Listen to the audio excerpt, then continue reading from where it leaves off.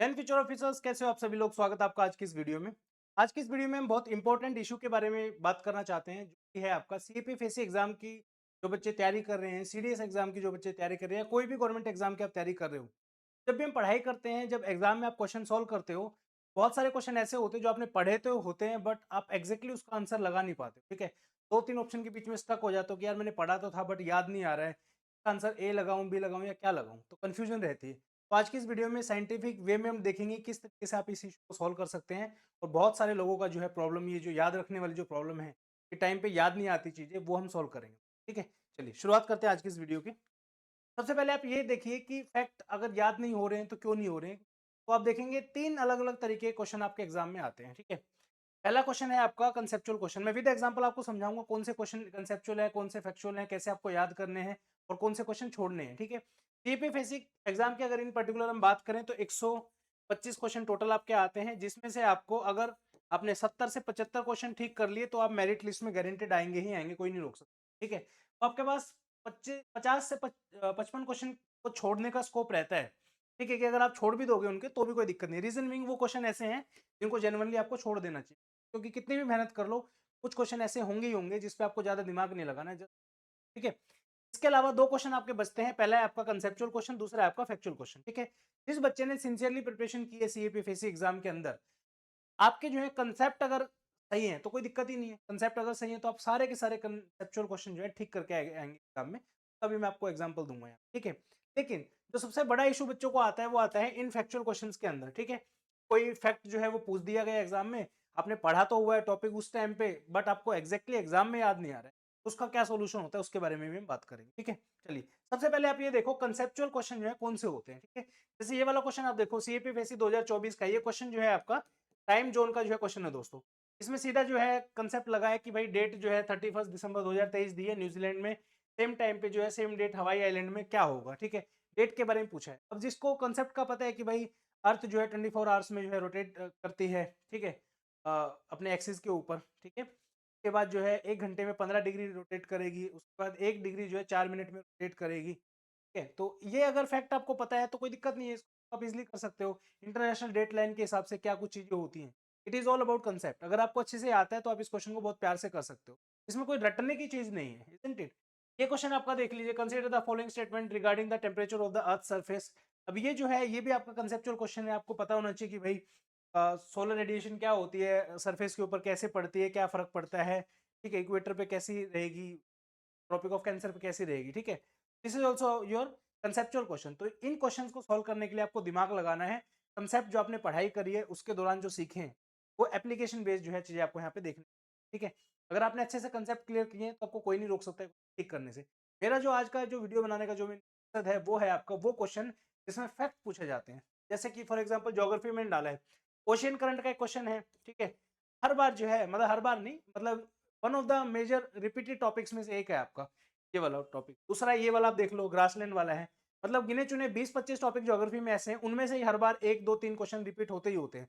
अब ocean current है, topic बड़ा है थोड़ा सा, बट डायरेक्टली जो है आपको मैच द फॉलोइंग में पूछ देगा, या पूछ देगा इनमें से कौन सा कोल्ड करंट नहीं है, इनमें से कौन सा वार्म करंट नहीं है। इस तरीके से क्वेश्चन यहाँ पे आते हैं। अब इनको याद करना थोड़ा सा जो है टफ होता है। ठीक है, लेकिन जब आपको एक बार याद होगी फिर दिक्कत आपको नहीं आएगी। अब एग्जाम में ऐसा क्वेश्चन आ गया तो आपको एग्जैक्टली एग्जाम में याद रहना कि यार क्यूरोसिव वार्म था, हॉट था, कोल्ड था, कैसा था मतलब। ठीक है, तो ये वाला जैसे फैक्चुअल क्वेश्चन हो गया, गलत होने के चांसेस होते हैं। उसके बाद ये वाला फैक्चुअल क्वेश्चन है, आपको एक ही बार याद करना है अच्छे से। ठीक है, कि पंपास कहाँ पे है, वेल कहाँ पे है, प्रेरीज ग्रासलैंड कहाँ पे आपको देखने को मिलेगा, ये भी फैक्चुअल क्वेश्चन है आपका। उसके बाद ये वाला फैक्चुअल क्वेश्चन है, which one of the most abundant of all the elements of the on the earth.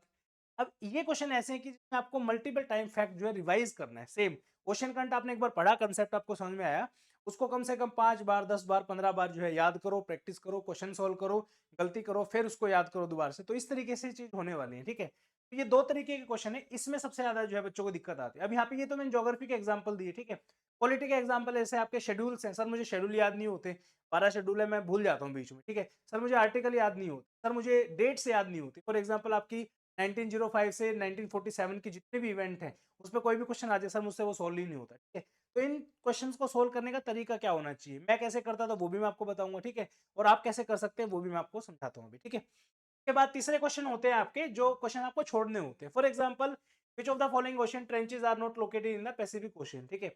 अब ये जो क्वेश्चन है इसमें से दो मुझे आते हैं, कर्माडिक ट्रेंच के बारे में मुझे पता है और साउथ सैंडविच ट्रेंच के बारे में पता है।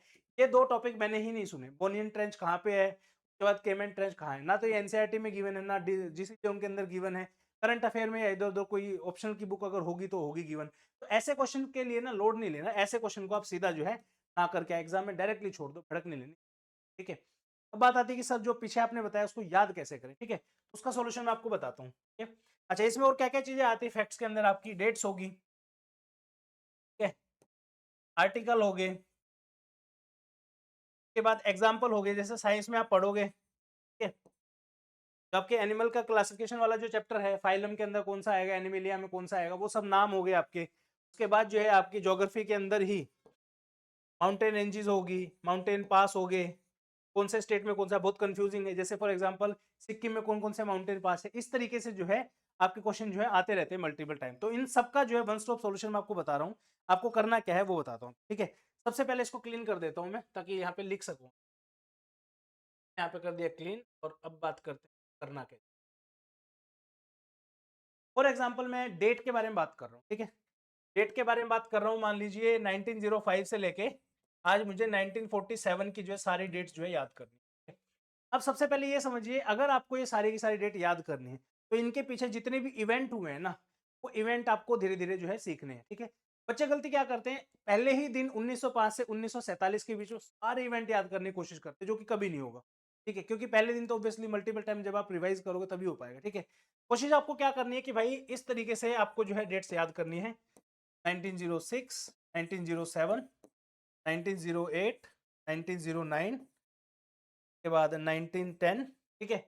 के बाद यहाँ पे आगे आगे आते आते आते आते यहाँ पे जो है आपका 1947 हो जाएगा, ठीक है।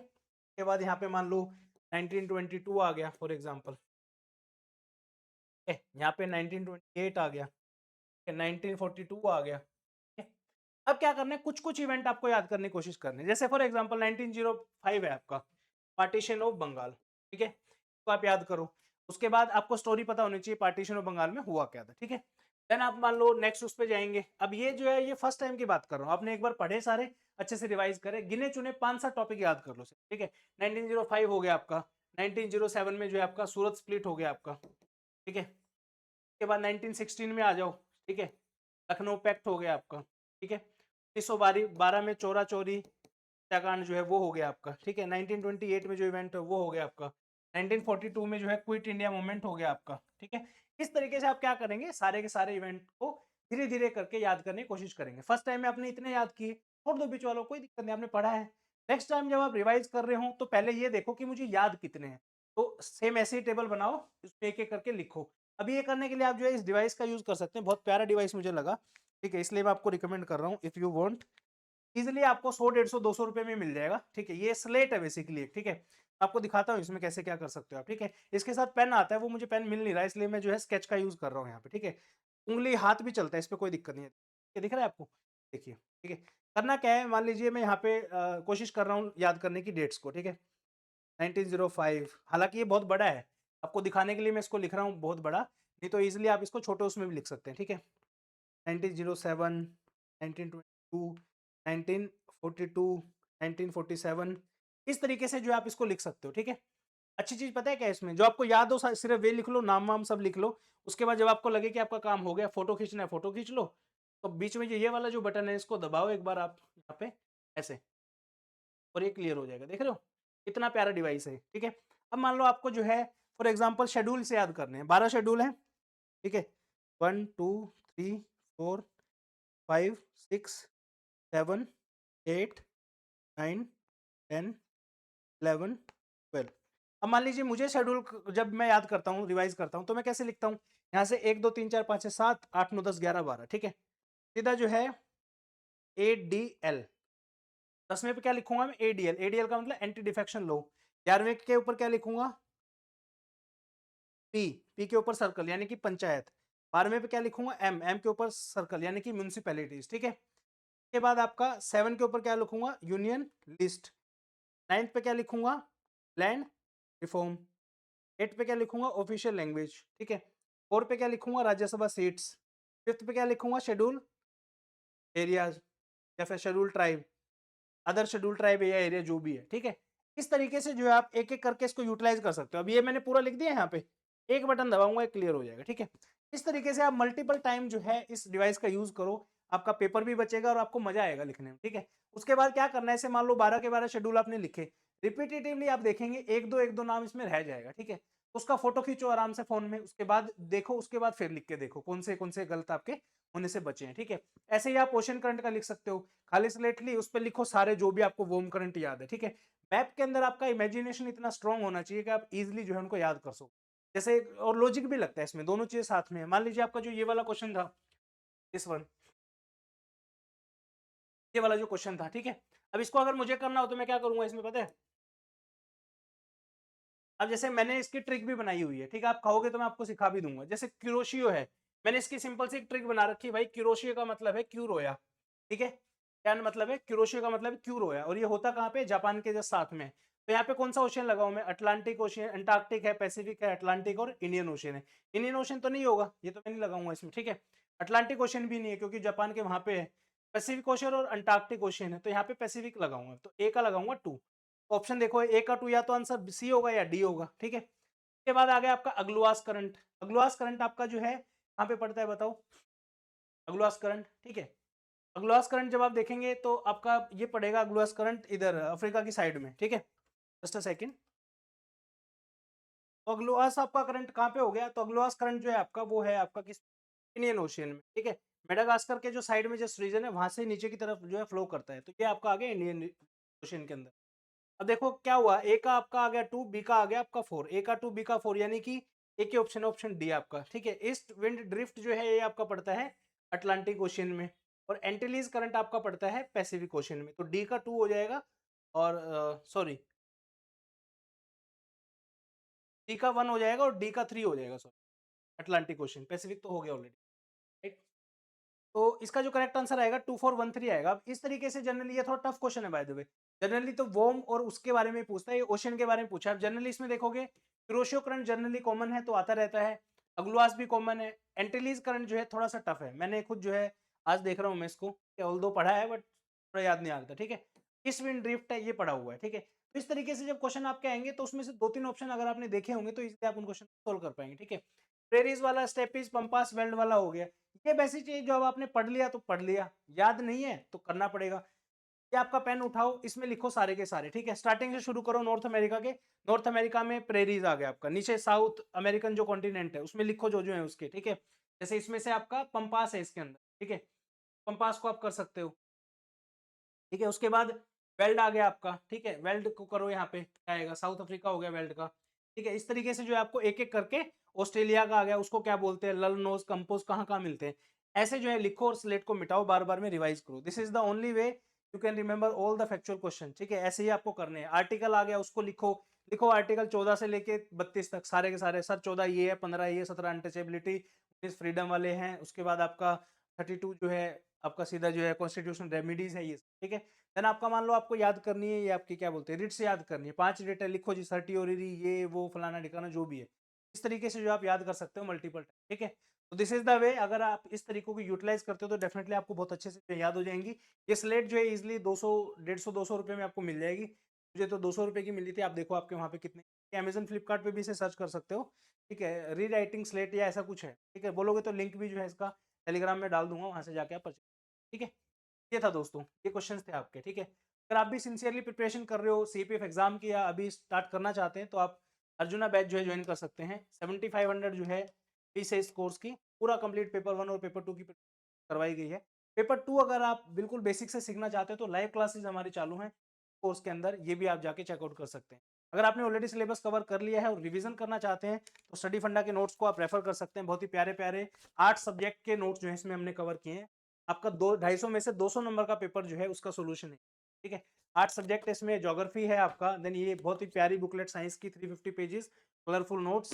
देन आपका जो है पूरा कंप्यूटर का मिसलेनियस, जो पूरे इंडिया में कोई नहीं कराता आपको कैटेगरी में, ठीक है। देन आपका ये पॉलिटी है तकरीबन 120-30 पेजेस में। देन आपका हिस्ट्री है अप्रोक्सीमेट 150 से 60 पेजेस में। और ये जो सब्जेक्ट हैं आपके स्पेसिफिकली डिफेंस है, इकोनॉमिक्स, एनवायरनमेंट के ऊपर भी बहुत ज़्यादा लोग ध्यान नहीं देते, बट हम बहुत अच्छे से डिटेल में बिल्कुल कलरफुल नोट्स आपके बनाए, तो आप इन नोट्स को ऑर्डर कर सकते हैं स्टडी फंडा के व्हाट्सएप नंबर से और स्टडी फंडा की ऐप से, और लिंक जो है वीडियो की डिस्क्रिप्शन भी आपको मिल जाएगा। इनका जो प्राइस है अभी वो डिस्काउंट चल रहा है, इन पे 1999 रुपीज़ जो है इसका कॉस्ट है। अगर आप दिल्ली में रहते हैं तो सेम डे जो है डिलीवरी आपकी 3 से 4 घंटे में ऑर्डर करने के बाद आपको ये नोट दिल्ली में मिल बाय पोर्टर जो है हम इसको सेंड कर देंगे। वीडियो में इतना ही, आशा करता हूँ वीडियो अच्छी लगी होगी। प्लीज़ कोई डाउट है आपका अगर इस स्ट्रेटेजी से रिलेटेड तो कमेंट सेक्शन में कमेंट करके ज़रूर बताएं। Help you in. जय हिंद।